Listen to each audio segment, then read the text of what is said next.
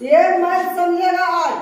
किसी त्रिभुज की भुजाएं कह रहा है, किसी त्रिभुज की भुजाएं 8 सेंटीमीटर, 12 सेंटीमीटर तथा 16 सेंटीमीटर है तो त्रिभुज का क्षेत्रफल ज्ञात करें। हम इस मैथ को बोलते हैं हीरोइन। क्या बोलते हैं? Heroine math. ठीक है, तो चलो बनाते हैं। कैसे बनेगा? बराबर 8 सेंटीमीटर, बी बराबर 12 सेंटीमीटर और सी बराबर 16 सेंटीमीटर। तो इसका क्षेत्रफल कैसे निकलेगा? ध्यान से समझेगा। क्षेत्रफल बराबर फॉर्मूला होता है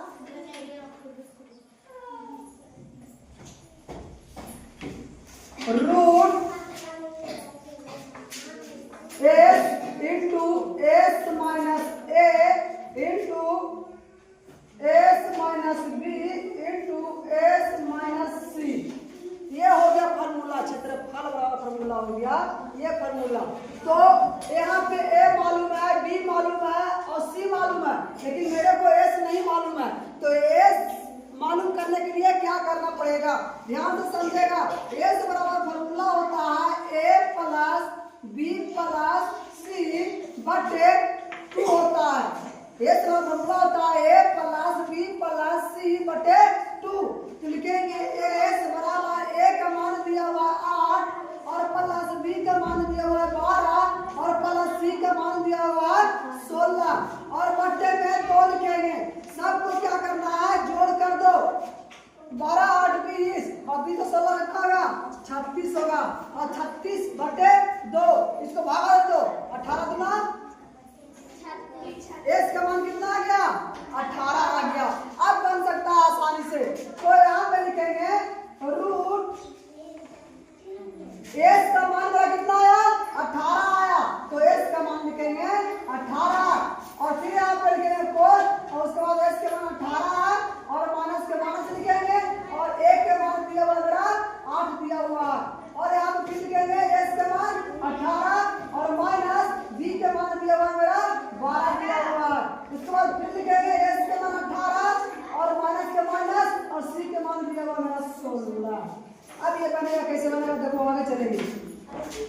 रूट देंगे, उसके बाद 18 के 18 लिखेंगे। ये कोष्ठ हटाने पर क्या आता है?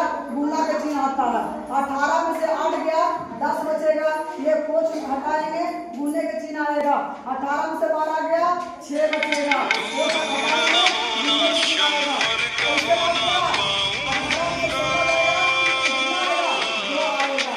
18 आया, 10 आया, 6 आया, 2 आया। तो अब इसको क्या करना है?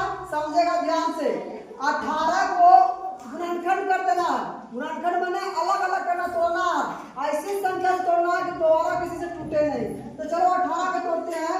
लिखेंगे 3 गुने 3 गुने 2 यानी कि 3 तिहाई 9 और 9 गुना 18। ये टूट गया, ये 18 का 13 हो गया। गुने लिखेंगे 10 को तोड़ना, लिखेंगे 2 5 10।